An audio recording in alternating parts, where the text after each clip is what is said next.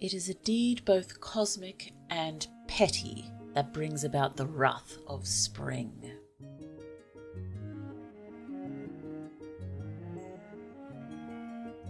Today's drabble is brought to you by the words season, price, and discourage.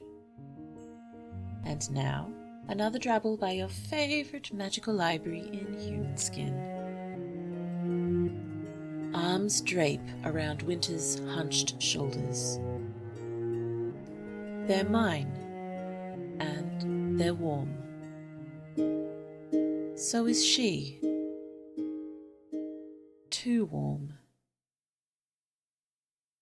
On my arrival, the three responsible for her imbalance melt into caution.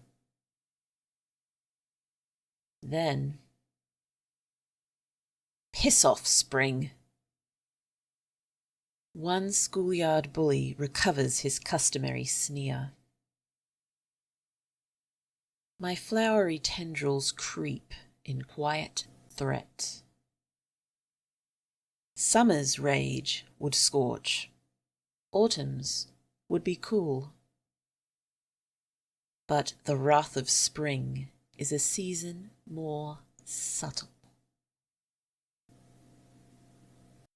You're harassing my sister.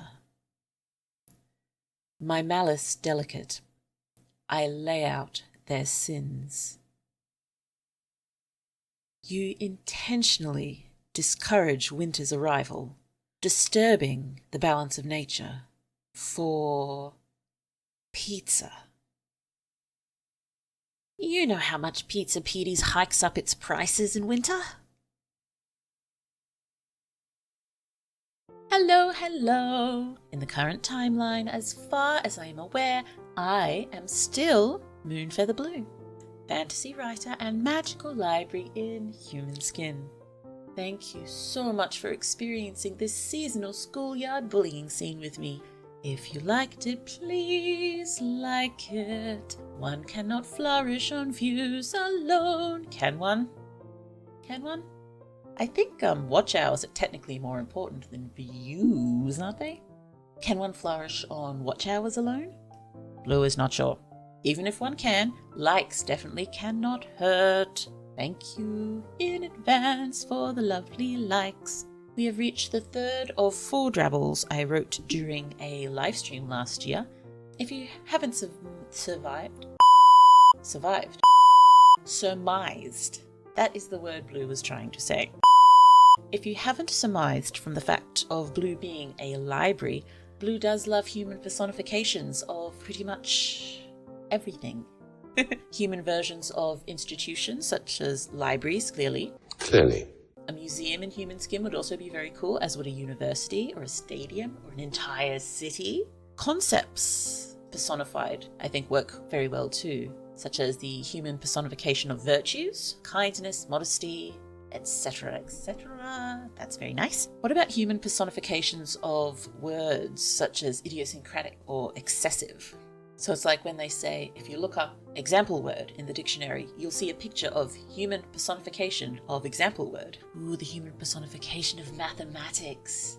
Oh, have we already met him? Or is he coming up soon? I don't know when I'm posting my first short story. If it's before this drabble, you'll already have met him. If it's after this drabble, you'll get to meet him soon. He's probably not full-on human personification of mathematics, but he likes maths. Ooh, personification of space and time. That's cool. Would the concepts of space and time get along, or would they be worst enemies? What about human manifestation of a year in time? That could be fun. What year would you personify? And human personification of a teacup. That would be cute. I told ya.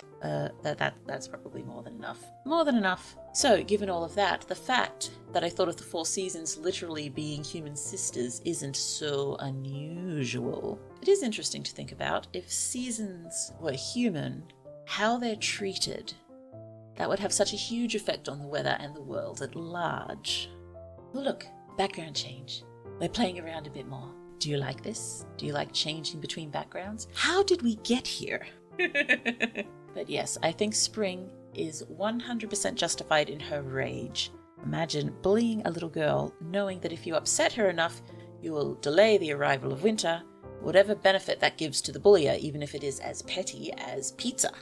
Although Blue still has not revisited the Drabbles stream VOD, and now will not likely do so before finishing these 4 Drabble-related videos, Blue is very sure that the delightfully absurd pizza-related punchline came directly from chat. Thank you so much, all of you chat lovelies. These 4 Drabbles would not exist without you. Thank you. Thank you! But yes, disrupting the balance of nature by bullying a child for the sake of cheap pizza. Don't do it. Don't do it! Also, does everyone else love spring as much as I do? The wrath of spring is a season more subtle. It's definitely up there when it comes to favourite lines I've written. And I know summer and autumn only got brief mentions, but you know there's some seriously amazing sibling dynamics going on between these 4. And if there's one thing Blue loves, it's sibling banter. Blue does love many things. It's not if there's one thing Blue loves. Blue was being hyperbolic. Blue loves sibling relationships in fiction and desires more of them. In fact, she shall provide more herself one of these days. Please be patient with me. My magical project will one day be shared. It will happen. So, any thoughts for how the 4 sibling seasons deal with this situation? Do spring and winter have to physically hold back summer the next time they cross paths with winter's bullies? I can see autumn coming up with some convoluted but unexpectedly malicious methods of revenge. Just from spring and winter's dynamics, I'm guessing winter's either the youngest or second youngest. Probably the youngest, as that would make spring the oldest. And if winter was second youngest, spring would be the youngest, which doesn't seem altogether likely in this scene, but who knows? It'd be interesting to have such a calm and articulate younger sibling standing up for her older sister, and I'm almost liking it better than having spring as the oldest. Almost. Not quite. Actually, why are the seasons school students? Were these girls always seasons? Or were their parents just hippies, and the literal seasonal associations came by later through some mystical means? Please do share your lovely prequel-sequel scenarios in the comments. Or if you'd like to write your own drabble using the same words, being season, price, and discourage, Blue would love so much to read it. Ooh, we're back in the library. Actually, Blue was just thinking this wouldn't be an absolutely terrible anime, would it? 4 sisters as lead characters, each with their own story arcs, each with magical powers associated with their season, and their moods and their well-being affecting the entire planet's climate, all struggling with the everyday woes and wonders of high school life. Blue probably won't write it. Blue would watch it though. Blue would definitely watch it. Now it is time for Blue to go. Thank you so much again. Oh, thank you. Please subscribe for more stories from Blue, and wherever you are in the world, I hope the rest of your day is absolutely lovely, because that is what you deserve. You definitely deserve it. You definitely deserve it. Do not fight Blue on this. Hello, this is Editing Blue, who does not have much of a voice, but I just did wish to inform you that the clip I was intending to place just here is in fact something that does not yet exist. It is a line that Blue has in mind for far later in her main magical project, and it does involve this line being said with much vigor and enthusiasm and more words along those lines. Who's gonna wrestle me? You will not know the context for some time, but just so you know. Until next time, bye-bye. Bye-bye.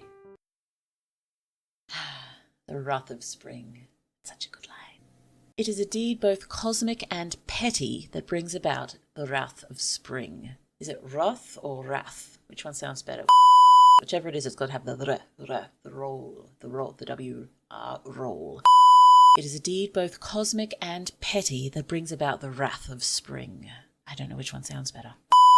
It is a deed both cosmic and petty that brings about... No, that sounds too sort of... doopy-doopy-doo.